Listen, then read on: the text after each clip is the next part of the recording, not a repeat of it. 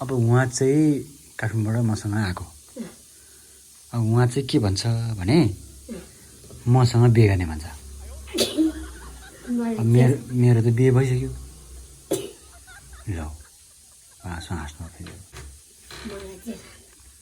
होइन हौ एकचोटि सोध्नु न किन चाहिँ प्रवीणसँग बिहे गर्ने प्रवीणको त अनि बुढी त अनि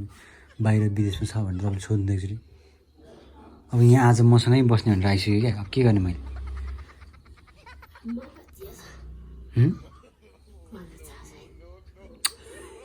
थाहा छैन बिहे गर्ने रे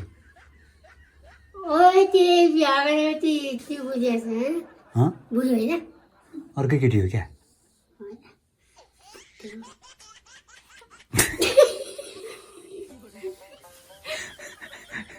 ल राम्रोसँग हेर्नु त एकचोटि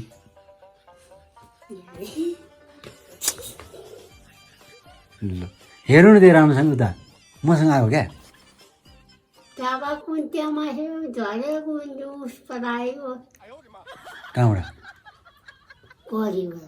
कहाँबाट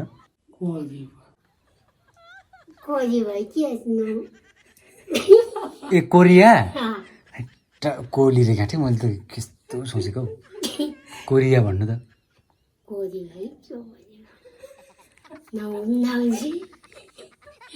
भनेपछि कोरियाबाट आइसक्यो उहाँ हो उता हेर्नु न उता